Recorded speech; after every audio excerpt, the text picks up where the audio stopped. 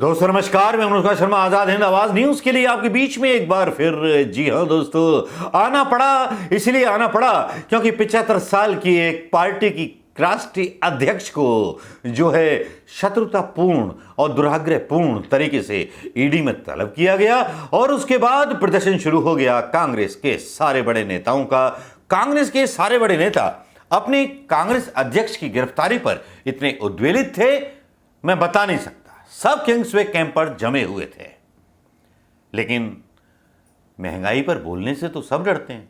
इतना बड़ा आंदोलन अगर इतने कांग्रेस के नेताओं ने महंगाई के खिलाफ या पेट्रोल की महंगाई के खिलाफ, अग्निवीर के खिलाफ किया होता, थानों का घेराव किया होता मुख्यमंत्रियों ने और सब ने, तो क्या सीन होता जरा सोचिए। लेकिन आज सीन बिगड़ा हुआ नहीं था, आज भी सीन बहुत ठीक था। आज सीन इसलिए ठीक था, जयराम रमेश जिस तरह से जब से सोशल मीडिया की जिम्मेदारी संभाली है उसके बाद थोड़े से आक्रामक दिखाई देती है पार्टी। तो जयराम रमेश को क्लैपिंग। और इसके साथ ही जब सुबह की बात हुई, बात दिग्विजय सिंह जी से करते हैं। जयराम रमेश का एक ट्वीट आता है, विश्वगुरु के राजनीतिक प्रतिशोध का सामना कर रही कांग्रेस अध्यक्ष श्रीमती सोनिया गांधी के प्रति एकजुटता व्यक्त करते हुए सभी कांग्रेसी सांसदों में CWC सदस्यों ने पार्टी के मुख्यालय के बाहर सामूहिक गिरफ्तारी दी है। हमें किंग्सवे कैंप पुलिस स्टेशन में लाया गया है। यह ट्वीट है 6 घंटे पहले का। दिग्विजय सिंह सुबह ही लिख देते हैं 13 घंटे पहले कि प्रेस कॉन्फ्रेंस में सुमित अवस्थी ने मुझसे प्रश्न किया, नेशनल हेराल्ड प्रकरण में हुए गबन में चोरी की पूछताछ के लिए सोनिया गांधी को ईडी ने बुलाया है, आपको इसके बारे में क्या कहना है। मैंने उनसे पूछा, गबन में चोरी की परिभाषा बता दो बच्चा। बच्चा जो था शांत था, बिना उत्तर दिए मोदी जी के पजामे में घुस गया। भाई ये भाषा है थोड़ी सी मेरी, थोड़ा सा वीडियो को रोचक बनाने की। लेकिन यहां पर जो है कांग्रेस ने जिस तरह के रिएक्शन दिए और कांग्रेस ने खासतौर पर जयराम रमेश ने रिएक्शन दिए, वो वाकई में काबिले गौर थे। सुनिए उनके क्या रिएक्शन थे, क्योंकि ईडी ने एक खबर ऐसी भी उड़ा दी थी कि सोनिया गांधी ने कोरोना का हवाला दिया था तो हमने उनसे कोई पूछताछ ही नहीं की, उनकी रिक्वेस्ट पर हमने छोड़ दिया। यह खबर पूरी मीडिया पे चलाई गई आज कि सोनिया गांधी ने माफी मांग ली, ये कर लिया, वो कर लिया, तो ईडी ने बोला हां जाओ। लेकिन खबर का दूसरा पहलू क्या था, यह जयराम खुद खुलासा कर रहे हैं। आज जो कांग्रेस अध्यक्षा श्रीमती सोनिया गांधी का पूछताछ हो रहा था ईडी में, वो करीब 2:30 बजे खत्म हुआ और इस खबर के अनुसार कहा गया कि कांग्रेस अध्यक्षा ने ईडी से मांग की थी कि आज के लिए पूछताछ खत्म हो और ईडी ने ये मांग स्वीकारी। ये खबर बिल्कुल गलत है, बिल्कुल बेबुनियाद है, इसमें कोई तथ्य नहीं है और ये बिल्कुल झूठ है।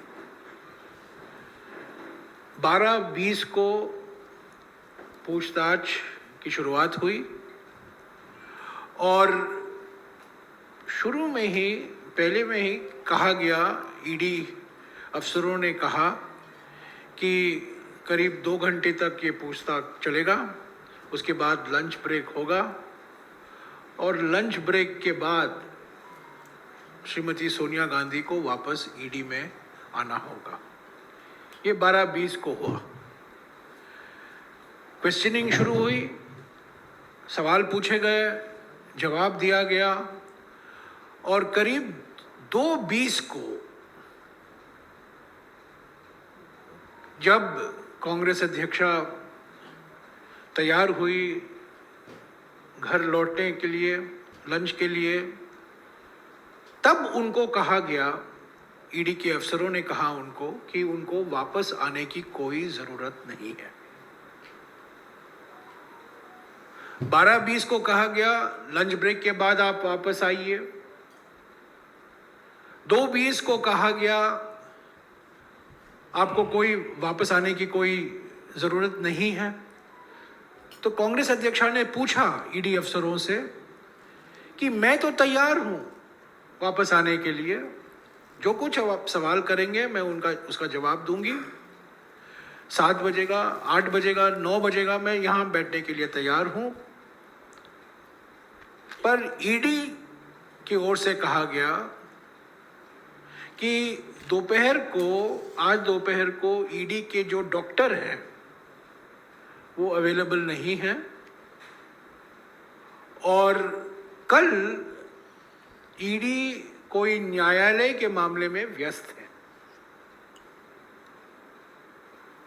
तो ईडी की ओर से कहा गया अगले हफ्ते आप ईमेल भेजिए और अगले हफ्ते एक हम नया डेट तय करेंगे।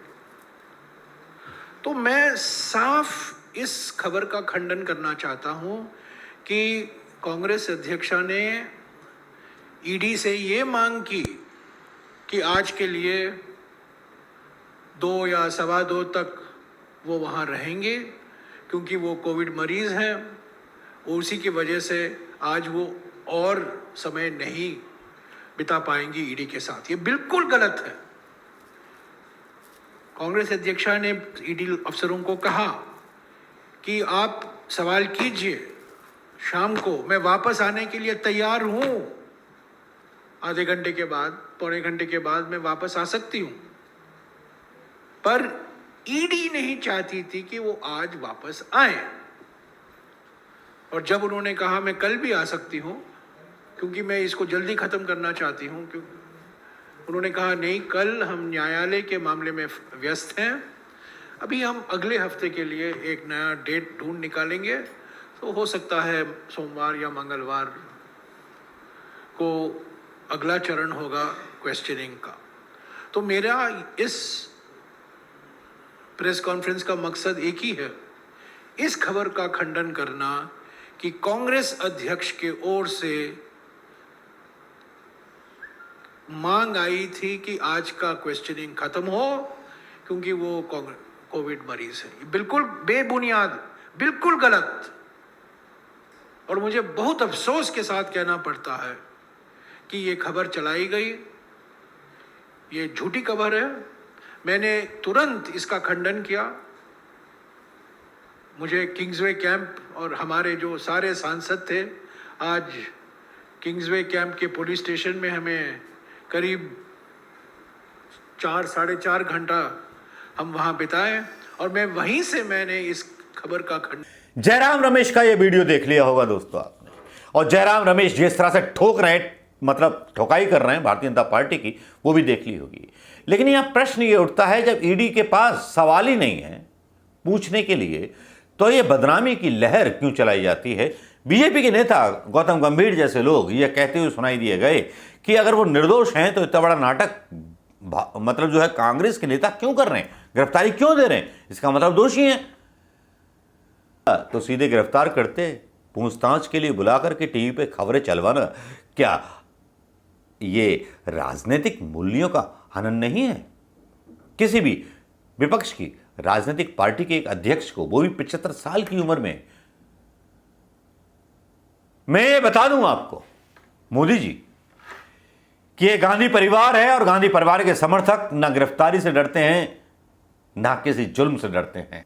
छापा अदानी पर पड़ा या डीएचएल पर पड़ा, जिन कंपनियों ने इनको दान दिया, तो कैसे हिंदुस्तान का भला होगा? दोस्तों नमस्कार, जय हिंद।